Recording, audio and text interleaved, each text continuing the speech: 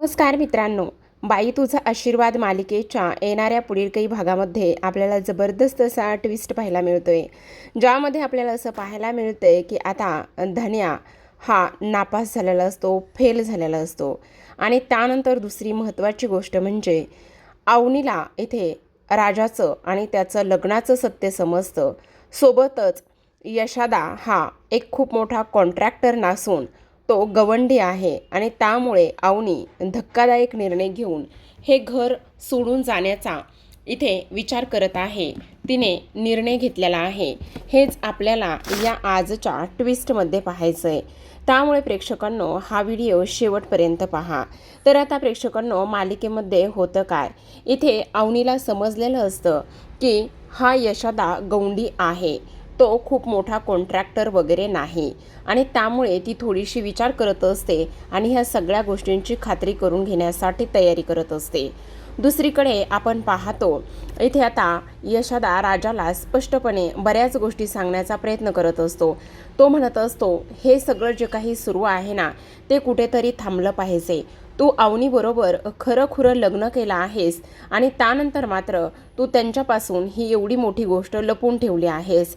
हे असं वागणं, हे अशा गोष्टी करणं, हे मात्र तुला अजिबात शोभत नाही, असं त्याने स्पष्टपणे सांगितलेलं असतं. आणि त्यावेळेला मात्र इकडे राजा म्हणत असतो, मला त्या सोडून जाण्याची भीती आहे आणि म्हणून मी ह्या सगळ्या गोष्टी त्यांना सांगत नाही. पण तरीसुद्धा मात्र इथे यशादाचं अजून तेच म्हणणं असतं की हे सगळं तू अशा पद्धतीने करू नकोस, सगळं काही त्यांना सांगून टाक, असं त्यांचं म्हणणं असतं. आणि त्याचबरोबर तू दांगटांच्या घराला बाईचा आशीर्वाद नाही तर शाप घेऊन आला आहेस, असं सुद्धा सांगण्यात आलेलं असतं. इथे जाऊन यशा हे सगळं काही बोलल्यानंतर राजाला मात्र अवनीला गमावण्याची फार भीती वाटू लागलेली असते. तो विचार करत असतो की नाही, जर मी हे सगळं सत्य अवनीला सांगितलं तर अवनी मात्र मला सोडून निघून जाईल, हे घर सोडून देईल आणि इथून निघून गेल्यानंतर मला अजिबात इथे करमणार नाही किंवा मला फार वाईट वाटेल. माझं त्यांच्यावर प्रेम आहे आणि माझं त्यांच्यावर प्रेम असल्याकारणाने मी ह्या सगळ्या गोष्टी अजिबात ह्या पद्धतीने करू शकत नाही, असं सुद्धा आता इकडे तो बोलत असतो. आणि त्यानंतर जर मी हा लग्नाचा पुरावाच मी इकडे जाळून टाकला, संपवला, तर सगळं व्यवस्थित होईल, असा सुद्धा तो इथे विचार करत असतो. आणि त्यानंतर पुन्हा विचार येतो की नाही, जर अवनी मॅडम कधी ना कधी जर सोडून गेल्या तर कमीत कमी हा पुरावा तरी इकडे माझ्याकडे राहील आणि त्याचबरोबर ही फोटो, ह्या आठवणी तरी माझ्याकडे राहतील, असा तो विचार करू लागलेला असतो. आणि जेव्हा तो घरी येतो तेव्हा मात्र इथे गुपचूपच ते पुरावा, ते फोटो आणि सर्टिफिकेट इथे शोधून ठेवण्याचा, इथे लपून ठेवण्याचा प्रयत्न करत असतो. गेली कित्येक दिवस अवनी मात्र इकडे राजाच्या पाठीमागे लागलेली असते की तिला काहीतरी काम बघायचं आहे. आणि तिला असं वाटत असतं की हा यशादा जो आहे तो खूप मोठा बिल्डर आहे, खूप मोठा कॉन्ट्रॅक्टर आहे आणि त्यामुळे त्याच्या ओळखीने का होईना पण मला कुठेतरी काम मिळेल, असा विचार ती मनामध्ये करत असते. आणि तेव्हा ती पुन्हा पुन्हा इथे त्याला विचारत असते की तुमच्या माहितीनुसार किंवा तुम्ही मला कुठेतरी काम द्या आणि जर तुम्ही मला कुठेतरी काम दिलं तर सगळं व्यवस्थित होईल, असं ती पुन्हा पुन्हा बोलत असते. पण आता मात्र इकडे यशादा शेवटी तिला म्हणत असतो, हे बघा, तुम्ही म्हणताय बोलताय ते सगळं काही ठीक आहे, पण तुम्हाला एक गोष्ट सांगू का, इथे मला तुम्हाला काम नाही देता येणार. आणि तेव्हा इकडे ती विचार करू लागते की हे असं नेमकं का म्हटले असतील. दुसरीकडे आपण पाहतो इकडे पुन्हा एकदा यशादा राजाला बोलत असतो की राजा, काही कर, पण हे कुठेतरी जाऊन थांबलं पाहिजे. ह्या सगळ्या गोष्टी अशा पद्धतीने झाल्या नाही पाहिजे. आणि त्याचबरोबर तुझ्या लक्षात येतंय का, काही जरी झालं ना तरी सुद्धा इथे ते कसे वागतात, काय करतायत, हे सगळं तुला समजायला हवं, असं सुद्धा आता इकडे ती बोलत असते. एवढंच नाही प्रेक्षकांनो, तर आता मात्र राजा विचार करू लागलेला असतो की हे कुठेतरी जाऊन थांबलं पाहिजे. आणि त्याहूनही सगळ्यात महत्त्वाची गोष्ट म्हणजे माझ्या जर लग्नाचं सत्य आणि त्याचबरोबर माझ्या नोकरीचं सत्य जर ह्यांच्यासमोर आलं तर खूप मोठा नंतर धमाका होईल. म्हणजे एकतर माझी नोकरी गेली आणि नोकरी माझी गेली आहे ही गोष्ट तर ह्या लोकांना माहिती नाही आहे आणि जर समजली तर मग काय होणार आहे, असा इकडे ती विचार करत असते. आता मात्र इकडे अवनी संध्याकाळी पाणी पिण्यासाठी उठते आणि तेव्हा किचनमध्ये तिला तीच पिशवी दिसते, जी पिशवी त्या दिवशी पोलिसांनी आणून दिली होती. मग आता ती पिशवी ओपन करून पाहते आणि पिशवी ओपन करून पाहिल्याबरोबर अवनीला मात्र त्यामध्ये मॅरेज सर्टिफिकेट आणि त्याचबरोबर त्या दिवशी पोलीस स्टेशनमध्ये केलेल्या लग्नाचा फोटो दिसत असतो। जेव्हा अवनी हे सगळं काही पाहते तेव्हा अवनीला मात्र खूप मोठा धक्का बसतो। अवनी म्हणत असते, जर आम्ही हे फक्त खोटं लग्न केलं आहे तर याचं मॅरेज सर्टिफिकेट आणि हा फोटो इथे पोलिसांनी का बरं पाठवला असेल, असा इकडे ती विचार करू लागते।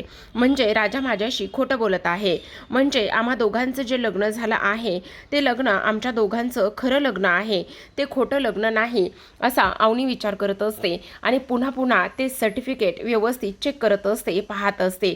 तिला अजून तरी त्या सगळ्या गोष्टीवरती अजिबात विश्वास इथे बसलेला नसतो आणि त्यानंतर तिला एकच करायचं असतं की काही जरी झालं तरी सुद्धा ह्या गोष्टी काय आहेत, कशा आहेत, हे सगळं काही तिला इथे फक्त आणि फक्त इथे शोधून काढायचं असतं।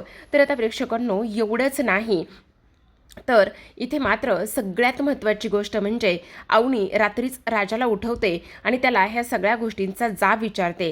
पण दुसऱ्या दिवशी मात्र अवनी तिथे थांबत नाही, स्वतःची बॅग घेते आणि तिथून निघून जाण्याचा धक्कादायक निर्णय घेते। आणि तेव्हा मात्र राजा तिचा पाठलाग करत असतो, तिला म्हणत असतो, अवनी असं करू नकोस, प्लीज मला सोडून तुम्ही जाऊ नका, कुठे जाणार आहात?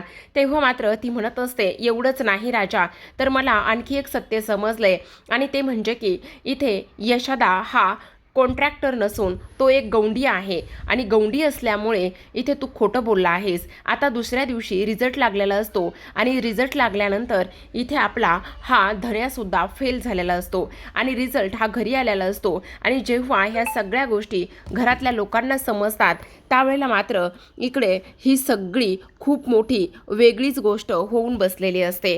आता इकडे हे सगळं खोटा रिझल्ट आणि फेल रिझल्टची बातमी घरी येते त्यावेळेला मात्र इकडे आता यशोदा, त्याचबरोबर पाण्या आणि धन्या, त्यासोबत अण्णा, ह्या धन्याला इथून घरातून बाहेर हकलवण्याचं काम करत असतात।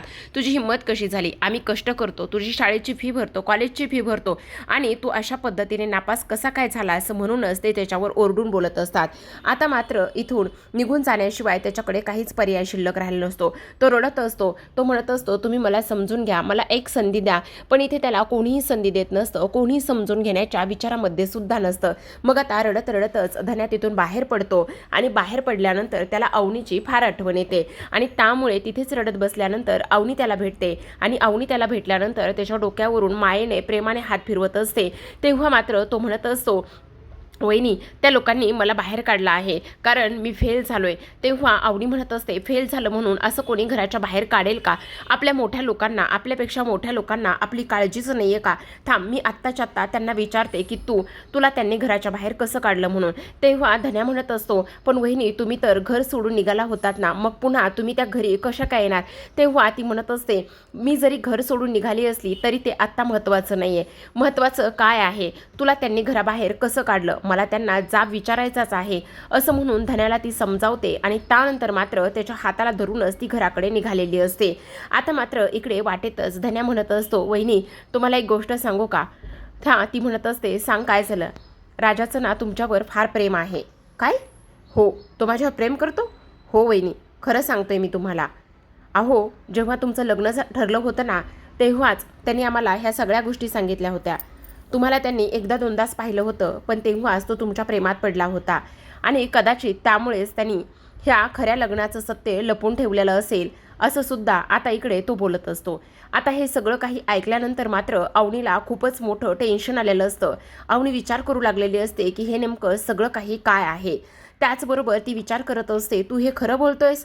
आणि तेव्हा ती कशा पद्धतीने राजासोबत वागली, कसं बोलली, ह्या सगळ्या गोष्टीमुळे तिला आता इकडे पश्चाताप होऊ लागलेला असतो, ती सुद्धा रडायला लागलेली असते। तेव्हा मात्र इथे तो म्हणत असतो, वहिनी, प्लीज रडू नका ना, हे बघा, आम्ही खूप साधी भोळी माणसं आहोत, पण तरीसुद्धा तुमच्यावर मनापासून आणि त्याचबरोबर इथे चांगल्या पद्धतीने प्रेम करणारी माणसं आहोत, असं सुद्धा आता इकडे तो बोलत असतो। त्याच वेळेला आता इकडे अवनी मात्र रागारागातच त्याचा हात पकडते आणि रागारागातच त्याचा हात पकडून इकडे घराकडे आलेली असते।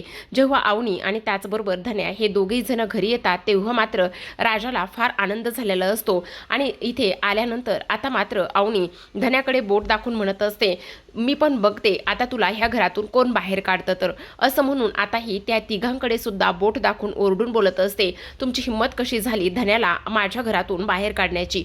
माझ्या घरातून बोलल्याबरोबर हे तिघेही जण आश्चर्यानेच पाहत असतात. मग आता राजा म्हणत असतो, म्हणजे तुम्ही मला माफ केलं आणि तुम्ही ह्या घरात राहणार आहात का. तेव्हा ती म्हणत असते, तुझ्याशी तर मी बोलणारच नाहीये, पण सगळ्यात महत्त्वाची गोष्ट म्हणजे आत्ता धन्याला ह्या घरातून कोणीही बाहेर काढणार नाही, असा इकडे तिने धक्कादायक निर्णय घेतलेला असतो. तर पाहत रहा बाई तुझा आशीर्वाद.